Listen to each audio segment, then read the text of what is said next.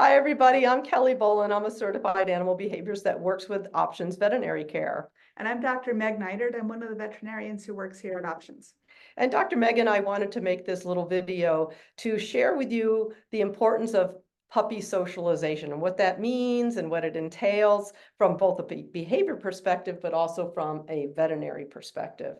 And so first thing you need to know, when you get your puppy, this cute little bundle of fur, there's a critical period in that puppyhood when a puppy's brain is open to learning about what to expect in its life. And so it's really important that during this critical window, which ends about 12 weeks, even though you got to socialize the puppy moving on for the first year, that you get your puppy at 8 weeks, the first 4 weeks, really critical. And so what socialization is all about is exposure. We want to expose the puppy to all different kinds of things, because when they're exposed to these things when they're young, when their brain is open to learning about them, they're going to be less fearful of these things in the future.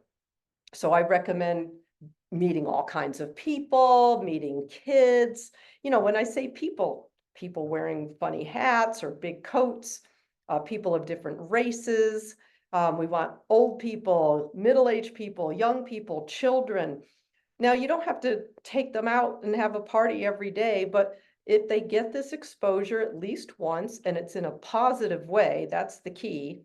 Introduce the dog to a child, the puppy to the child, and let the child give the puppy a treat. So we want it to be positive exposure.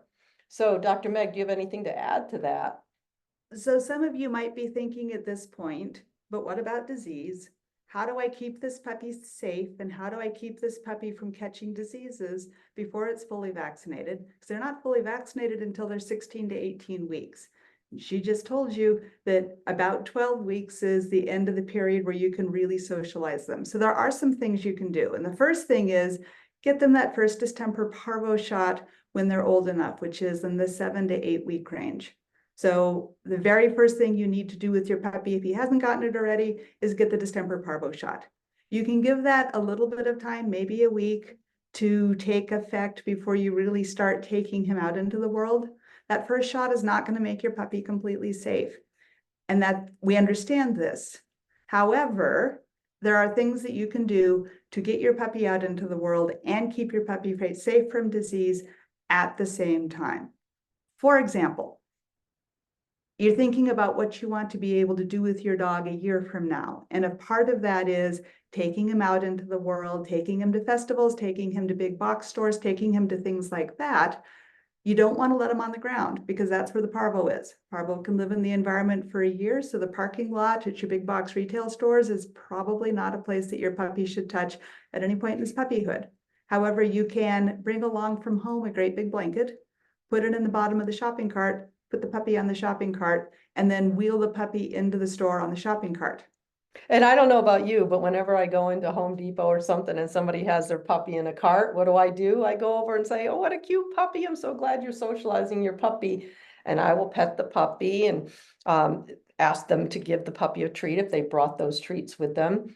And so it gives the puppy lots of exposure to people and sounds and all kinds of activity in those stores. You really do want to make sure, check in with the puppy and make sure that the puppy is having a good experience in the store, though, because if the puppy is terrified to be in the shopping cart and you're shoving him around the store and is even more terrified of the people in the store, it's not going to be a great learning experience. No, yeah, remember I said positive experiences, right? Now, how do you know if your puppy's having fun or not having fun? Well, you got to learn a little bit about body language. So I'm sure you've heard that when dogs are scared, they pin their ears back. They'll tuck their tail. Sometimes they'll tremble. If they have big, huge pupils, big black pupils.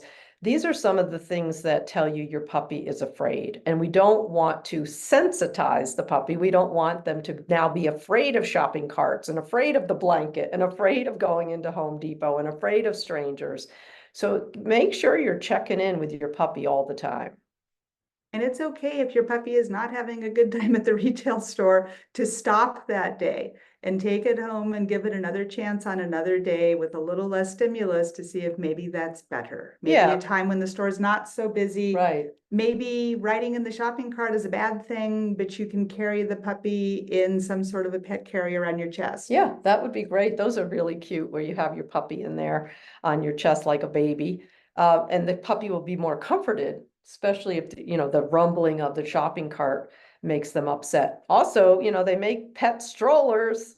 So you could get yourself a pet stroller or And use your kid's stroller. yeah, if you got an old stroller at home, just make sure your puppy doesn't fall out. Those strollers and pet strollers are also an excellent, excellent way to take your puppy to the park. Remember, we are not putting the puppy on the ground in places where there are dogs because the parvo is in the ground for a year or more. So when I say take your puppy out and socialize it, I am not saying take your puppy to the dog park. I am saying be careful and protect your puppy from disease while it's still getting the exposure. So that old stroller, that pet stroller is a great way to take your puppy through Midtown, to take your puppy to the park, to take your puppy to the parade, to take your puppy to all of these places that you want your puppy to be socialized. Now, the other thing to consider is if it is your friend who has a dog and you want to take your puppy to your friend's house because they've got children and cats and dogs and all these other wonderful things, as long as those dogs seem to be healthy, you're probably going to be fine there. It's where there's been masses of dogs over time that you need to be concerned. Yeah, and there's more concern about going to a dog park with your new puppy than just disease. From a behavior perspective, there's lots of dogs at a dog park that are not friendly to puppies, and you do not want your puppy to have a bad experience with other dogs. So I tell my clients, you can bring the puppy around puppy-friendly adult dogs, friends and family, and dogs that dogs that are fully vaccinated that aren't going to attack the puppy, and because puppies that are attacked in the dog park are then afraid of other dogs the rest of their life sometimes. That's how critical this window is. It'll cement in that dogs are scary and dangerous, and you don't want that. You want a dog-friendly dog for sure. And as a part of that also, you want them to be exposed to children, but you want it to be a positive exposure to those children. So if the little girl next door loves your puppy and plays with your puppy and your puppy falls asleep in her lap, and every time your puppy goes outside, there's a party with the little girl next door, your puppy's more likely to learn to like children. If the little girl next door throws rocks at your puppy every time she sees it, your puppy's going to learn to be afraid of children. So they're learning all the time during this stage. It's really important that it's positive happiness and not little kids pulling their tails. And it's also not even just, purposefully hurting the puppy, throwing a rock at or pulling the tail. Sometimes it's just accidental because kids are kids. They're holding the puppy and then the puppy wiggles and they drop the puppy. So it hits the floor and then maybe they trip over the puppy. Well, now that was an accidental event, but now the puppy's terrified of kids, and that can generalize, meaning because it happened during this critical window, now they're going to be afraid of kids forever. And so have the kids sitting on the floor so that they don't accidentally drop the puppy. Set the scene up for success for the puppy for sure, but also the kids, because we want the kids to learn how to respect dogs.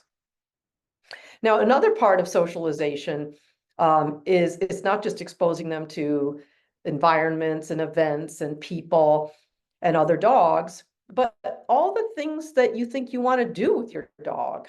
If you think, oh, I'm going to have to give my dog a bath, now's a good time to put your puppy in the tub and get started. I like to use spray cheese. You just spray a little bit on the inside of the tub, and then you put the puppy in, and while he's licking that, you just gently get him wet with the water, and you slowly acclimate them to this. You're not going to just put them in the tub and completely wash them. You get them used to being in the tub and just licking those spray cheese off the tub wall. Things like being around the puppy when they're eating so that they know that they don't have to be possessive of their foods, just sitting with them, petting them, maybe dropping a little extra special treat every once in a while. So they say, oh, I like when you hang out with me when I'm eating. Also being alone. A lot of people don't teach their puppies to be alone. And that results in a lot of separation anxiety. And these are dogs that just cannot cope with being alone in a house. So as a puppy, you definitely have to expose your puppy to being alone. So crate training is always good for house training. We'll go into that another time, but you just putting the puppy in the crate that they're acclimated to, walking out the door, walking around the house a couple times and coming back in. It doesn't have to be a day of work. It has to just be slow little bits of positive stuff going on when they're alone, like giving them a chew bone or something to eat, like a little licky mat with some spray cheese or something. And make sure when you do that, that when you leave, give the puppy the lick mat or give the puppy the chew bone. But then when you walk out of the house, don't make it a long drawn out affair. Right. Grab your bag, walk out the door, go on your way. And when you come back again, don't rejoice with the puppy like you've just survived its first trial. Come home, take off your shoes, put away your bag, hang up your jacket, do your thing. And then, oh, hey, puppy, how are you today? Yeah. And then go on and get a drink of water or whatever, so that the puppy doesn't learn that it was a traumatic thing that you left. Yeah, and the reason we do that too is because we don't want to put this disparity between when you're gone and when you're home. So if you have like this party when they leave, oh, be a good boy, mommy loves you, and then you leave, then you come home and like, I'm home. Then it's like these events of, it's just in the middle of those two exuberant events, there's nothing. I also like to leave a radio on, either calming music or a book on tape or talk radio or something, just so the puppy has some company when they're alone. So again, think about the things that you want your puppy to be able to handle and start socializing to that now. And so I know that a lot of handling really relates to the vet office too. This is an excellent, excellent time to not have a dog that's impossible for trimming toenails or handling at the vet clinic. You can really do a lot with your puppy. Puppies are oftentimes really, really food motivated. As long as there's food, it's good. So at night on the couch, you're watching television, you're hanging out, the puppy's kind of drowsing around with you, start playing with its mouth. Just lift up the lips, let the lips go again. Nothing big is happening here. If the puppy starts getting really resistant, that's fine. We'll come back tomorrow and try again. You don't want this to ever be anything you're forcing on the puppy. You want it to be just a casual, you fondle your puppy and this is just a different place where you're fondling. Kind of the same thing with toenails. Start handling the paws the way that they need to be handled to get their toenails trimmed. But at first you're just handling the paws. Then maybe you're handling the paws and you've got the toenail clippers in the other hand. So you handle the paw and you squeeze the toenail clipper away from the puppy. And then over time, and this is not today or tomorrow, this is like between this week and next week, you're going to move closer to the puppy. You're going to start maybe touching the toenail with the clippers and then moving the clippers away to squeeze the handle so that the puppies start. And at the same time, if somebody else in the family is maybe giving the puppy a spoonful of peanut butter while you're handling the paws, so that they're hardly even noticing the paws are being handled because, oh my goodness, there's peanut butter, that just makes it easier. And eventually you put the toenail clipper over the toenail, take it off the toenail, squeeze the handle. And then you work your way up to just a tiny little sliver. Your puppy probably doesn't need to have his toenails trimmed at this point. You want to be very, very careful because if you hurt him, you can make him scared of the toenail trimmers forever. So you are shaving off just the last 5 cells, tiny, tiny little bit at the end of the toenail. And the whole point is that the puppy learns that having his toenail trimmed is not painful and it's not scary and there's peanut butter and it's fine. If you can only do 4 or 5 toenails in a day because that's all your puppy will tolerate, that's okay. You've got multiple nights with your puppy, maybe do the next paw tomorrow night. Yeah. And the next paw the night after that, there's nothing says you have to do all 20 toenails in the same moment in time. Yeah, I always tell my clients, just cut one, have a party.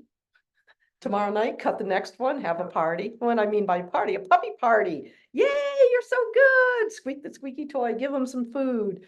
Distract them. Yeah. You can work your way up. It is possible to brush dogs' teeth if you work up slowly. Brushing a dog's teeth is not grabbing a toothbrush, sitting on the dog and prying open his mouth to start brushing the teeth, because you're not going to come back for a second time. He's not going to tolerate it. That's for sure. It is lifting up the lips. He gets used to you lifting up the lips, and now you just start rubbing your fingernail over the teeth, or your finger over the teeth, not your fingernail, your finger over the teeth. And then you work up from that to, they make finger toothbrushes that you can slide on over your fingers so you can rub on the teeth with your finger toothbrush. You gradually get yourself to a point where your puppy tolerates you doing these things because it's not scary and there's peanut butter or cheese and it's just a good experience. And at the end, it's again with the, yay, you did so good. What a good boy you are. Here's some more treats for you because you're such a good boy. Yeah, and one of the things I always tell my puppy people too, we used to play this in puppy class, is the pill game. So once your puppy's okay with you looking, lifting their lips and looking their mouth a little, you get a treat and you open their mouth and you put the treat in. And they're like, oh, I got a treat. Instead of just handing the puppy the treat, you actually open their mouth and put the treat on their tongue. That gets them set up for, he has to have a pill. Now, usually dogs are great with pills. You just put it in a little spray cheese or peanut butter. But it also just helps if you have like a pill pocket and the puppy's used to you opening their mouth and giving them a pill. You just put the pill in a pill pocket and they gobble it up. So all this stuff, and think Dr. Meg, all the things that you need to do during a visit, like you just looking in their eyes. I mean, these are things you should be doing at home anyway, so that you can recognize when there's a problem with your dog. So lifting up the ears and looking inside. Do the ears look different? Maybe that's your sign that there's an ear infection where you should bring them in. Look at their paws, pick up their paws. Is there, like, when they get a thorn, you need to be able to handle their paws so that you can take the thorn out. Look in their eyes. Look for things that aren't the same. Run your hands all over their bodies so that as they get older, like as a puppy, you're not really expecting to find very much. Right. It is a very rare puppy that has an ear infection. But if your puppy is used to you every week going over its body with your hands and looking in its ears and looking in its eyes and just kind of feeling over it, when it's an adult dog and it does have that ear infection, you lifting up the ear and looking inside is not an unusual event. And you notice as an extra bonus that there is an ear infection so that we can treat that. Right. And the other thing I tell my puppy people is when you're looking in the ears, I like to give it a name. So you look in the ear, say ears, ears, look, put a flashlight in their eye, say eyes, look, open their mouth. And the reason, and when, just touch their belly, because then when you're at the vet clinic, you can say, just tell me what you're ready to do, and I'll let my puppy know what to expect. So dogs learn words in association with actions and things and people. And so if you say, puppy ears, and then the vet, Dr. Meg's going to look in the ears, the puppy like, oh, this is a game we play at home. So that's a fun thing too. And really the key is treats. Remember, the most important thing when socializing your puppy is that it's a positive experience. And so when the puppy's a puppy, you cannot over-treat them. Maybe Dr. Meg has something to say about that. But little teeny binsy treats, we're not talking about you're going to give him a milk bone every time you touch his ear. We're talking about the smallest little bit, smaller than a baby pea. It's a puppy. But, you can give them those, or you can use their kibble, because that's also good too. Or the wet food you're feeding, put a little wet food on a spoon and you're going to feed it to them that way. And so just make it positive. Also think about things like going to the groomers. I see a lot of clients whose pets need to be on medications to go to the groomers because they're terrified by everything involved with the groomers. So see if you can find yourself a groomer that does puppy visits. And a puppy visit happens half an hour before the groomer opens for its first dog of the day, so that the place has been cleaned, the place has been sanitized, there aren't any other dogs that are going to spread diseases. And that first visit should not probably be a full-on grooming. It should be running the clippers near the puppy, but not on the puppy, putting the puppy on the table, giving the puppy a bath, exposing the puppy to the sights and the sounds of being at the groomers, but not forcing a full-on grooming on them. Right, and don't forget to bring your spray cheese. Now, good groomers will have their own spray cheese, just like good veterinarians have their own spray cheese. So make it positive. Puppies love to eat. We know they're growing and they love to eat.